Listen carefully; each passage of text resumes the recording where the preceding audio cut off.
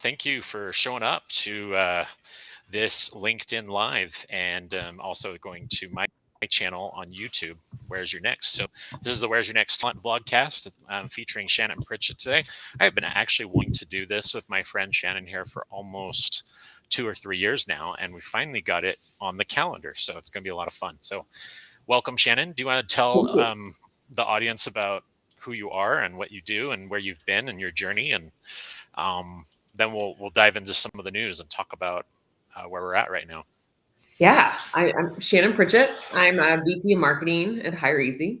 I'm finally used to saying marketing because I am a recruiter by trade, community leader. I have probably taught your AIRS class back in the day. I've led global sourcing for Manpower Group RPO.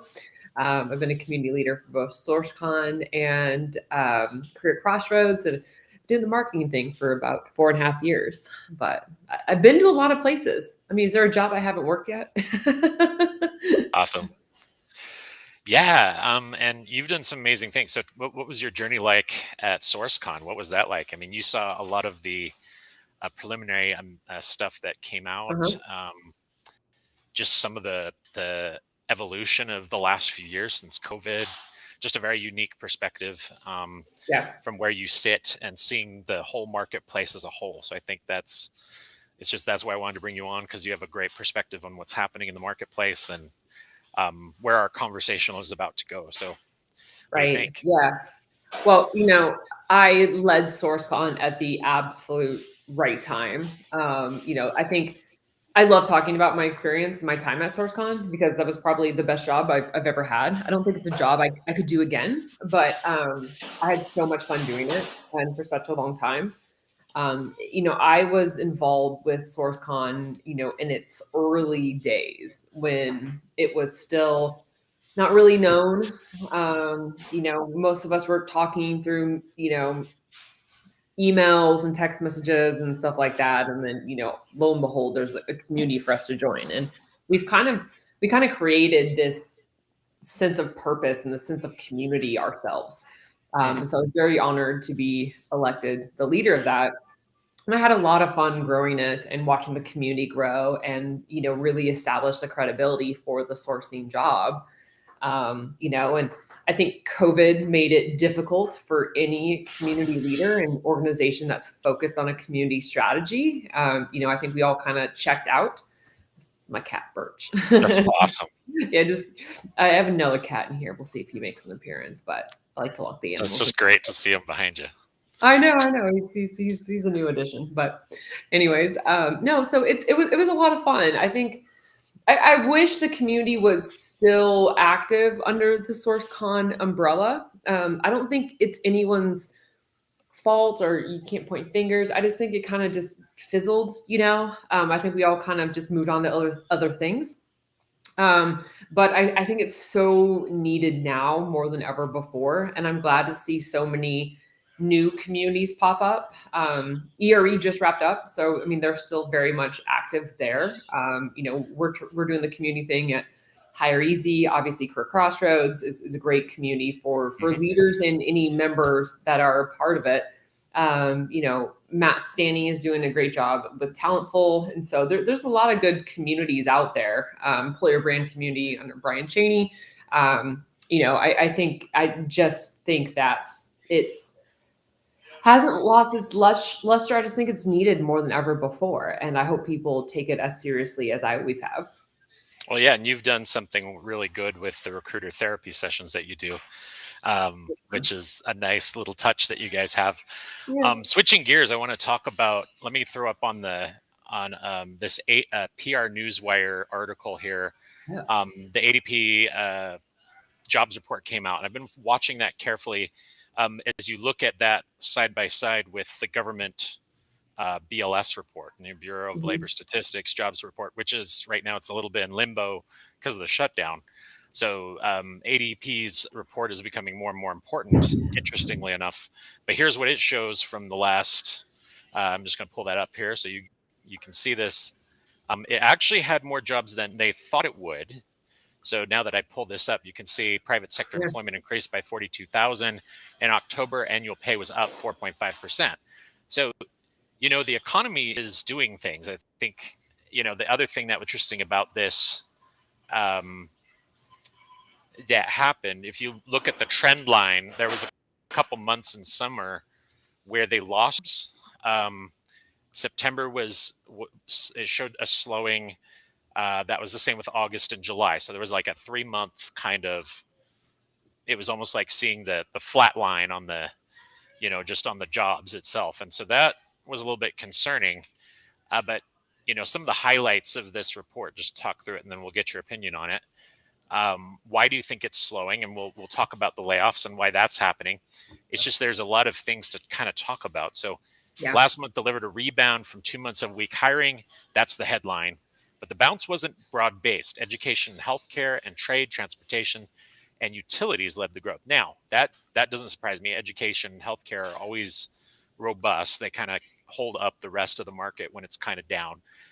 This doesn't surprise me here. For the third straight month, employers shed jobs in professional business services, information that could also include technology, leisure, and hospitality. So here's some more of the stuff that they're talking about. So I take this as a good trend line, as a broad-based point of view. Large employers obviously led the hiring. That was very interesting. Smaller employers are getting hit pretty hard. So that's the headline there. Now, with that said, let me take this off this sharing real quick, but I want to get your opinion on this and see, I think it's a very important dialogue that we're having on the jobs report itself. I've been keeping an eye on this. Gold has also been going up. If you've been watching gold itself, it had an all-time high a few months ago, and that's very interesting to me. Just fascinating data. Usually people go to that when they're trying to, get some. So I'm going to stop that, and then we can come back on to our view here. But yeah, so what do you think about all that, the hiring and the slowdown this year, and what do you think's driving it? I mean, I'll throw my opinion in there. I think tariffs has something to do with it. I think the tariff approach to things is causing uncertainty. AI in the marketplace is another headline that is certainly out there. What else can you attribute it to? I mean, it's very interesting. Is it COVID overhiring in tech giants? Is that another part that you would say you see as being part of that? I think that's my opinion, but what do you think? Yeah, actually, because I did start the day reading the LinkedIn report from their news editor. They're focusing on the October layoffs, and they're saying it was like the largest in 20 years. Yep. 950,000 by Challenger Grain Christmas was their quotation for this year, and it's the largest ever since COVID. So that's an interesting point of view. So, yeah, I mean, we see all that. And then the Fed just cut interest rates again, which is usually a sign that they were trying to tame inflation, and inflation's been another headline. So it's basically, when you look at all these things combined, you go back to COVID, we had that big shock to the system. It's been the easiest way to describe what we've been through is like a whipsaw. It's been a roller coaster ride, up and down, up and down. You look at, that post-COVID hiring surge, companies overhired, no workforce planning. We could get in a whole nother conversation about workforce planning. That's, I think, a big culprit as well. A lot of these companies weren't planning very well, and then they laid off a bunch of people. And so a lot of recruiters, I think, are feeling the brunt of this. And so I think job seekers as well, we have to be, candidate experiences suffering as well as all of these things are going together in a perfect storm of craziness. So what's your take? What do you think about all this and your advice for folks in these times? Yeah, I think the headlines sound bleak, right? And I don't think they've been positive for a while, but this is when great recruiters rise and great brands rise. I wrote about a little bit about that last week, and I was said, a recession doesn't bury your company, it exposes your company. And so that's really important to remember when it comes to candidate experience, and also like how you treat recruiters, how recruiters treat candidates. Like when the market pulls back, we don't retreat. This is our time to like reconnect, rebuild, and remind, the job market that people need people, not algorithms. People drive opportunities. And so I hope people realize that at the end of the day. And because I'm not seeing massive layoffs when it comes to recruiters. I think it's important to note There's It definitely used to, jobs out there for recruiters. yeah, Interesting. And they're we're back. Yeah, niche. yeah, we're back to where we were pre-pandemic. And I want to remind people that the last 5 years have been a fairy tale. And, for the housing market, Yes. you and your 3% interest rate, you will never see that again, No. right? We're getting down to a normal interest rate, Yep. and actually a pretty good one. It's Hmm. we're never going to see stuff like that again. And being that I was running the storefront community, I had a very good pulse on the market for recruiters and the salary for recruiters. And COVID changed the game. And so Yep. I think recruiters don't put themselves in a CFO position. And I will die on this hill. I've always said heads of TA need to report to the CFO, not the CHRO. And the Hmm. reason why is because people are the largest expense. And I think if Yes. you operated as more of that, like the business does, and Hmm. I think then you'd have a more realistic approach to how we're bringing on talent. And that's no shade to this, the CHRO. It's a massive expense. So I had so many friends. I graduated high school like 20 years ago. Don't let the Botox fool you.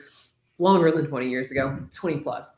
And I had never seen so many of my friends who had no recruiting experience, no HR experience enter the job profession, and they were tripling their salaries. They were like working for big brands, Amazon, Google, Meta, Facebook, you name it, whatever. And they were making like 200K. And I Yeah. was like, well, Yep. for Those what? days are not there for a while. I mean, Yeah. it's And going to be so harder to get that. But we see a lot of our friends in the yeah. market today. Hmm. And a lot of my friends who were recruiters, half are still recruiters, as in we added 1 million new recruiters to the market and they're still in those jobs. And Yep. so it's like that eliminated a lot of opportunities for us. I don't think anyone thought that through. Like, I don't think anyone thought like this is a sustainable model. I don't even think the CFOs thought this was a sustainable model. I think Right. we were just all obsessed with hiring and getting back to normal. And we are paying for the price of that. Now, also, the salaries increased. So the average salary for a recruiter prior to the pandemic was 65,000. I Hmm. know recruiters that like won't get out of bed for 150, and I'm like, bro, you weren't making that 4 years ago. Like, Hmm. I was like, so when I see recruiter jobs out there, and like I get asked a lot, what should I pay a recruiter? Like, especially from the SMB mid-market companies that are like looking to grow, and they throw around, salaries between 80 and 100. I'm like, that's great. I'm like, well, we're That's getting more perfect. pushback. That's And a I'm good like, spot. Yeah. that's a good I'd be salary. happy with that. Yeah. If you want mid-market, high volume, recruiter. Now, there are niche recruiters. There are recruiters with a ton of experience, or recruiters that live in very expensive cities that look at very important job titles. Sure. But we're talking about a bell curve here. And Yep. so I don't think we need to get back to 65,000 because the world we live in is a lot more expensive. But I do think that we are being unrealistic with what's happened over the 5 years. Now enter AI. And again, I'm not hearing recruiters being eliminated for AI, but there isn't one head of TA I know that isn't out there looking for full automation, and they want to automate 50 to 75% what a recruiter does. And I think that's great. And I don't think recruiters need to get worried about that, but I think recruiters need Yes. to start getting smarter about it because companies are making room for AI, and that's not to eliminate you. AI is expensive. But let's be honest. Some of these vendors are using it as a shiny object Mm-hmm. opportunity to sell their product. Oh, And yeah. sometimes they're not always honest about what they're putting out in the market. Now, to Yeah. hire Ethan credit, I know you guys are, and you're very honest, which I love. And you guys have built a great brand. That's why you guys are one of the premier Yeah. solutions out there. Transparency is What's my strategy. what I did a presentation on this whole thing about how recruiters could position themselves as a more strategic value added partner using data. And I went into a whole, this is my last SourceCon presentation in Minneapolis a couple of years ago. And the whole focus was using data to do a SWOT analysis. I'm gonna let the cat out. Keep talking. No, yeah, to do a SWOT analysis to focus on certain things like just what the trends are showing, how to use remote work as a tool for negotiation. Mhm. Because a lot of the CFOs, a lot of the leaders, hiring managers even, don't realize that remote work can actually be used as a negotiating tactic Mhm. with top talent. And Oh, many yeah. of them are willing to negotiate on salary in competitive markets just to have that remote option. And Yeah. if you have a hybrid option and you got 3 weeks at home and 2 in the office, that's golden. You get the benefits of both worlds, and that's where we're going, is more hybrid scenarios. So a lot of recruiters, when you see the remote role, it pops up on LinkedIn. So it's very easy for a recruiter who's just been laid off to get down on themselves. And quite frankly, for job seekers as well, because they're not quite sure where to start. Mhm. And my advice in this environment for a job seeker that's just been laid off, we got more of our folks. The headlines last week, it was doom and gloom. You could feel some sadness on the pages. Um, a lot of great recruiters at Amazon that we know are struggling again. So I think one of the strategic points of view that I would say is there's a few things. One, position yourself with a data mindset. Focus on the ability to tell the story of what's happening and what talent acquisition needs to do and the strategy. And then bring that to the table as a discussion point with senior leadership and be able to present that data and speak in the language of data. You can even use AI to help you consolidate data. So like ChatGPT is an amazing tool that we should all be familiar with. And with our productivity, I've used it for so many things in my job search. Like I'm having it my contract ends in like 2 or 3 months here. I'm already positioned ahead of the curve because I've got like 3 great opportunities that could materialize. But I also have interviews happening because I hop on the role as soon as it comes out, and I have ChatGPT sending me a curated list of the freshest postings as they come out Mhm. that are both remote and in my state of Utah. And then I know what's happening. I'm ahead of the curve. I'm keeping ahead of it. And so in my conversations and interviews, I've focused on, hey, this is how I can be a strategic partner. This is what I look at data all the time. So that should be part of your linear conversation in this environment. Talent advisor versus a paper pusher, you know, order taker. So talk to us about what tools. I mean, one of the cool tools that Hire Easy has, I love, is you have this cool sourcing report that can position a recruiter as a value-added partner. You can pull out the sourcing insights report. Yeah. Great tool for this very conversation. And tell us more about that. What other tools you guys got that are coming, or what We other? got a lot. I think people still view Hire Easy, or should I say Hire Tool, as a sourcing tool, and we kind of let that go 3 years ago. And so you can call us a CRM if you want to put us like in a You are category. totally. Yeah, we Um, use your campaigns in my current role. We love them. yeah, They're so so good. awesome. Yeah. They're so good. So good. And so we've really matured. The product you're talking about, our talent market insights, is great because it gives you a whole competitive landscape on what your competition is doing, what the position is doing, and just a lot of great information out there. It's like, I recommend it's like the first place where people should go. But I think the biggest game changer in our product is our Easy Agent. And you mentioned, Agentic. yeah, you mentioned ChatGPT. If you have Hire Easy, you actually don't need to use ChatGPT I anymore. use both. Yeah, no, it's Dan is coming out with a cool series where he's showing you all the cool things you can do, but Cool. you can just say, hey, pull this data from this position, you don't have to go to the tab anymore, and it will give you every little bit of information that you need. You can write this job description for me. I'm about to interview with the candidate. Here's the resume. Give me some interview questions. I'm about to meet the hiring manager. How should I address it? What questions should I ask them? I'm struggling here. How should I redo my sourcing strategy? You could have a full conversation with our agent, and it's going to guide you along the way. And it's going to get to know you just like Chat GPT does, because it's That's really cool. Yeah. It's technology. scary what it can do. Like the Oh yeah, AI, that's why we're saying don't be afraid of the AI stuff. yeah. It's just a great example, Hire Easy, what they're doing to enable recruiters to have these strategic conversations It's all and be recruiter led. be Yeah. the be the have the ability to tell the story of what's Mhm. happening in the talent marketplace using Yep. reports like the ADP employment report and the trend lines. Put that into a little create help create like a little trend line to show what's going on. Come to those conversations when you're talking about workforce planning. Be that person that can talk about workforce planning. You don't have to be an expert. You just have to be conversant, in my opinion, and that's a great starting point for the strategic dialogue. And many hiring managers, once they see the recruiter starting to present it like that, and thinking like an owner, suddenly the whole dialogue changes. It's just an amazing thing, and that's where we're at right now. It's we got to be that type of. We have to put that hat on, in my opinion. Oh yeah. So what other advice do you have for recruiters in this environment?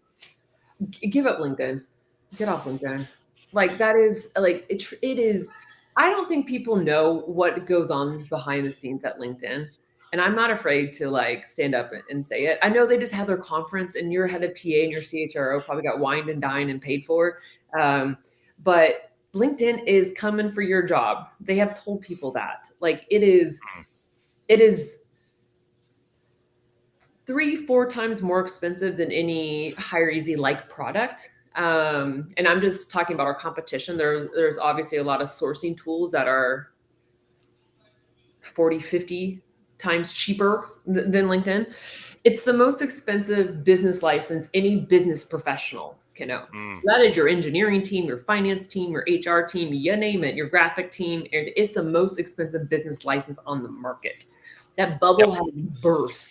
It's like a CFO shouldn't have to decide between renewing your LinkedIn account or adding headcount or decreasing headcount for a recruiting team, because I wish people had more of an executive approach when it came into like how they use technology. And here we are using their tool for the presentation. I was just the irony. It's costing us money. We're not paying $20,000 per person for this. But I'll say LinkedIn has its place. It can be a useful tool for certain things. Sure. I use it for insights and dialogue and figuring things out. But your salary. You're right. You shouldn't just depend on LinkedIn only, is what I think a good point of view should be. No, you shouldn't use it at all. Use how to source multi-channels. Use it at all. You shouldn't use it at all.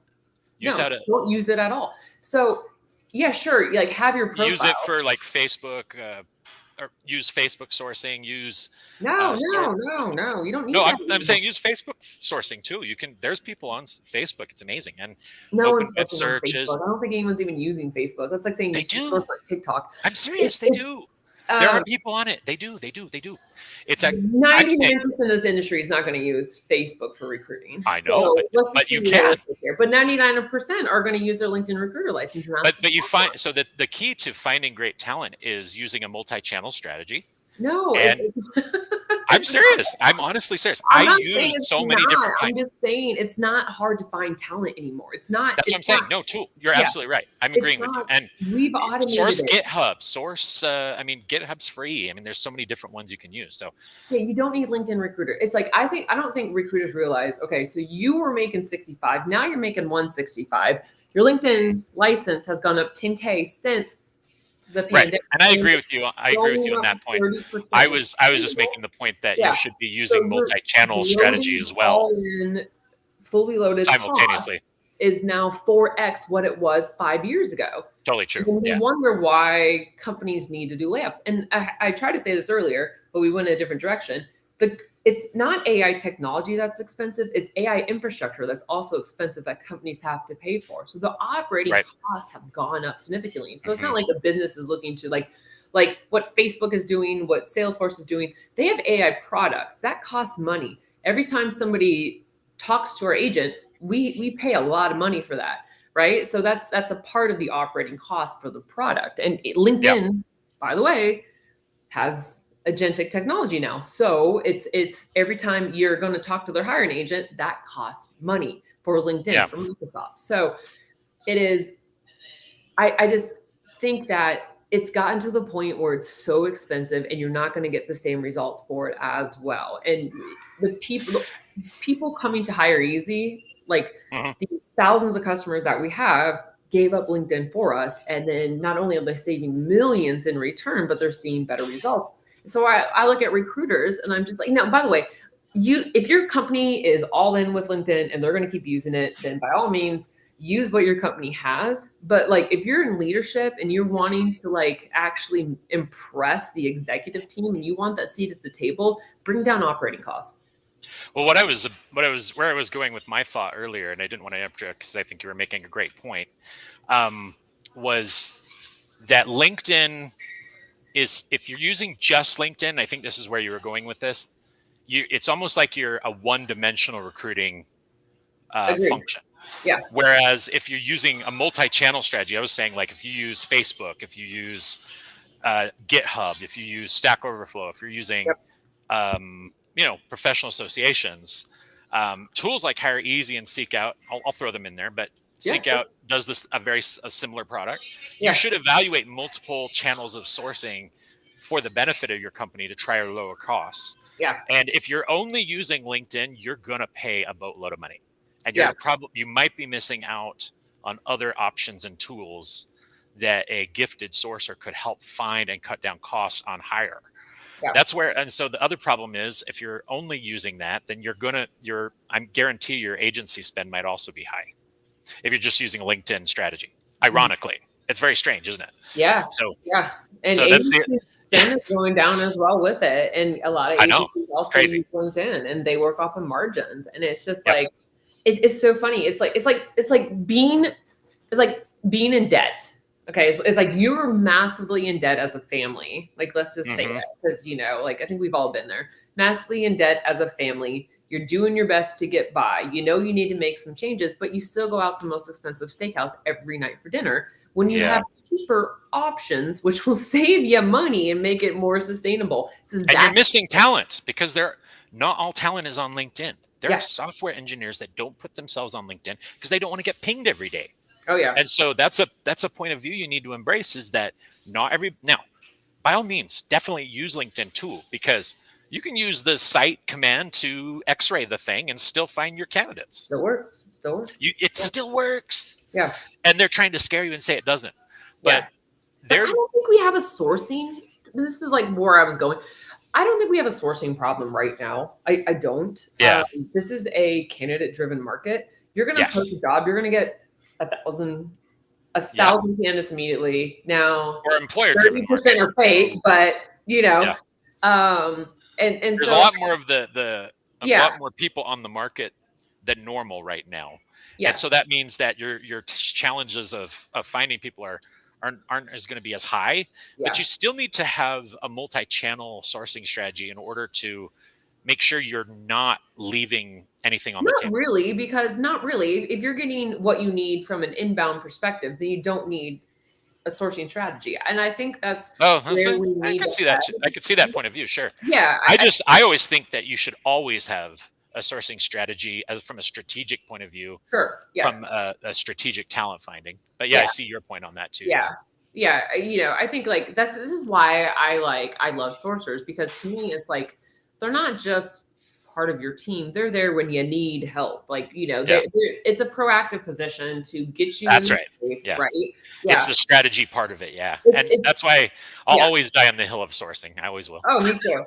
Yeah. Because it's so needed. And I think you can look at, if you want to give credit where credit is due, LinkedIn literally created the job for a sourcer. Now, yes, and I've written about this before. We've always had the sourcer job.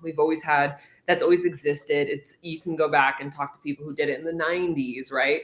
It's been around forever, but I would say 1% of companies had a sourcing team, and probably they had maybe like 1 or 2 people, and they were more researchers. Then all of a sudden now you got LinkedIn with LinkedIn Recruiter, and now everyone's a sourcer, and we're adding a ton of sourcing jobs, right? But it's really people just using their licenses, and LinkedIn created that. And so they did bring a lot of great jobs into the market, which was fine and well needed and stuff like that. But that bubble has burst. And so I think that if I'm head of TA, and I just wrote this on my last FRBR newsletter last week, where would I make the investment? It's not in sourcing. It's actually in recruitment marketing. And I think the inbound motion, and you can use LinkedIn as an advertisement tool, right? They have job slots, and I think that are actually job search functionality. I think it's pretty good. It's strange. It feels like LinkedIn's kind of becoming also like a recruiting marketing platform, branding platform in Well, some I think respects. that's It a feels like better that to use some for degree it. too, right? I Yeah. actually think that's what it's a better use for it. I think they have great inbound traffic. The only people on there that I know that aren't sales or marketing or recruiting is people who are looking for a job. And Mhm. I think we've seen job boards kind of go downhill. They're You gone. Yeah, for sure. with That's a great point. we're Job very boards are invested in. gone.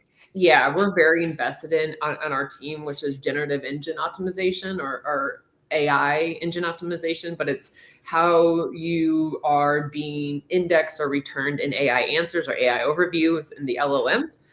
And I don't think anyone from a recruitment marketing or head of TA standpoint is looking at that. Like, how does my brand look? Like when Mike goes and he sets up his searches within ChatGPT, is my job being sent back, right? Is if he's asking, because I know, like, for example, I know a lot of women who want to have kids and they want to find companies who have those benefits, right? They have really good maternal and paternal leave benefits, paid leave, etc.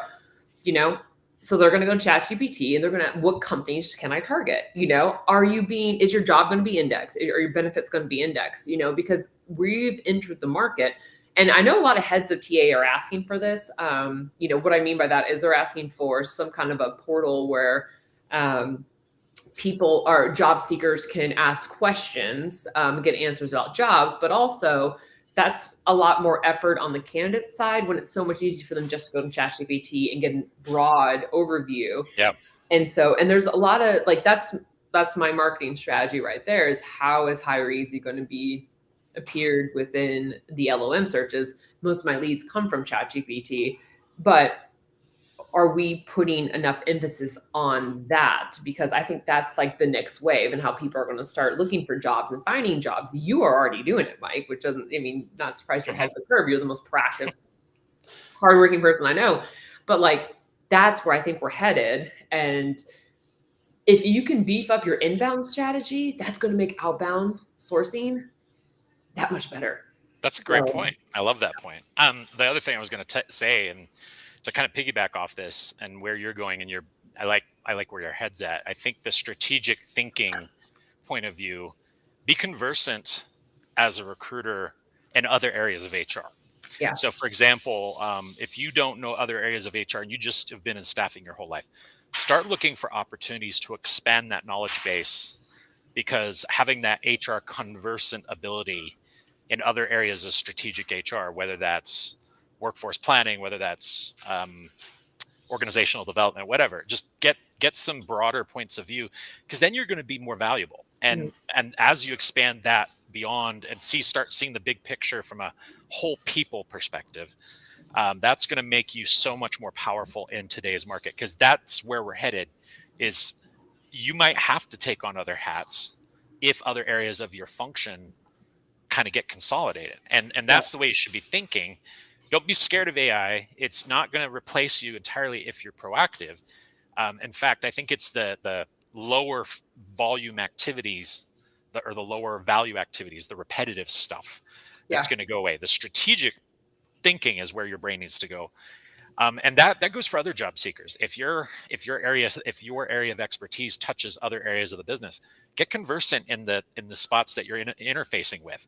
yeah, For instance, if you're a cyber person, get cybersecurity under your belt. If you are in networking, get other areas in that orbit that touch that. So expand your knowledge beyond just the traditional sense of your job from the yeah, traditional point of view, because as AI comes into play, more of that is going to become more important. So strategic thinking, that's the way to position yourself. Get ahead of it. Don't be afraid of it, but also harness the power of those things. yeah, There's too many shiny object dialogue around the AI point of view, and that's why Hire Easy is so great. Yes, Hire Easy does a lot for me. It helps me with job descriptions. It helps me with a whole bunch of stuff. But I also pull in, Chat GPT from time to time. And I'm always looking for, and Copilot. So I play with all the different ones yeah. to get conversant so that I am more valuable. And then I become a prompt engineer. And so, like, you see jobs for prompt engineers. So You'd Listen, be amazed. you're probably like this. When I interview for, my team members, which I haven't done in a while, I have a very good team that have been with me for a while. I have a very good team, by the way. They, Yes, you do. last time I did interviews, I asked, "Hey, how are you using AI?" And people's answer, like, "Oh, the more people talked about what they do within AI, and I'm thinking about like, ChatGPT, Perplexity, something like that. The more they're telling me how they use AI, the more I fell in love with them. Like I thought that was like it to me. I'm like, okay, you're savvy. Like you get it. Like this is something new. You're going to be like, because you Mhm. can get done a lot more with it. And also this too, I think you're going to love this. HireEasy's coming out with some really cool tools. One is AI screener, so it does exactly what it says. Oh, cool. Yeah, it's going to do all your phone screens for you. Really? It's got a little ways to go, but it's ready to demo and stuff like that. And I was talking to the product team, and they were like, "Man, we're gonna save recruiters a lot of time." And I was like, "Yeah, I don't think recruiters care about that." They go, "What do you mean?" I go, "Recruiters hate phone screens. Like we hate them. Like it's just, like we like the interview. Like we like to get to know the candidate. Not asking, "Are you authorized to work in the?" Like those little. If I used to be a high volume recruiter, so like the 15-minute phone screens, which took up the entire day, was like the worst part of my job, and the second worst part was scheduling. And so now Hmm. our agent actually, it's think Paradox on crack. It goes into your calendars and it converses with the candidate and it Uh-huh. finds the ideal time. And so you don't do anything and just like invites a pop on your calendar. It's not clicking links or anything like that. It's just like the agent's like actively talking to the candidate for you. And I was like, That's cool. these are the two like things I hated most at being a recruiter. Like, what did I like? I probably like what you like, Mike. I liked the data. I like to find like the hunt, right? I really love the hunt. I like the data. And then I really loved working with the candidates and bringing the hiring manager in with me. If you are going to source with me, if you aren't going to work with me as a hiring manager, then you were like dead to me. Which, yeah, I mean, and I had the most difficult hiring managers but I eventually won them over. And because I'm pretty persistent. I Hmm. remember like there was one that I such a sorcerer. I knew exactly the time they walked into work every day. And so I made sure I would get in 5 minutes before and I would just wait by the elevator. And then I'd follow them to the office. And then I'd Nice. follow them to get coffee. Then I'd follow them in the bathroom. If you're a guy, I would. But it was like, I think they finally saw that, like, hey, this girl cared. So she's going away. And then I would show them what I was doing. This is back Uh-huh. when Julian ruled the world. And, Still does. still does. And, that's what I'm excited recruiters are going to get back into. This is like not about time saving. It's about like eliminating stuff that should have been eliminated a long time ago. And it's getting back to why we all got into this industry in the Well, first one place. thing that keeps coming back that I think is one big thing that AI will never, ever, ever take away from a human recruiter or a sourcer, the ability to persuade someone to take action and Yeah. follow through on something. Yes. By being able to communicate the value to them and having the empathy to build that relationship and then Mhm. pull them into the process, and then they get to the offer stage where they have 2 or 3 offers and you somehow are able to convince them to take your offer. Very Mhm. powerful. And the recruiter who is able to do that and consistently do that, it is sales, but there's also another part to it. Yeah. It's a deeper level of empathy about being able to understand that it's a human being that's making a decision to join your organization, Right. and being able to be a brand ambassador of your organization. Like you were going back to this, you were kind of talking about being a brand ambassador, sharing on social about your organization, sharing insights into what's happening and why, and being able to Alone is connect the the best dots for on her. that. Yeah. Very powerful. I mean, Yeah. it's extremely powerful. And just a brand ambassador is where I think a talent advisor mindset is going to Yeah. take you eventually. But that's a powerful thing, being able to close that deal at the very end when the candidate's at the point where they've just gone through the entire interview process. They've represented themselves. You've kept that candidate engaged through crazy interview scheduling or whatever it is that they've gone through, and they still Mhm. stuck with you. That's the point of no return. It's like, Yeah. okay, you close that deal. if you have the ability to be persuasive and persuade your managers to follow through and take action, being able to sell your ideas at a point where when the process has been very weird and you're 20,000, 30,000 under market rate, and you're able to communicate, hey, we actually need to go up in this salary range. This is what I'm hearing on the market. If we do this, and you present that idea in a coherent way, you get them to buy in. Oh yeah. And you're able to take the data and show them this is what Glassdoor is showing over here. You're pulling data from interesting places, and suddenly they're like, really? Like at the very beginning of the process, you're the red line in the job description. Say, hey, we don't really need this.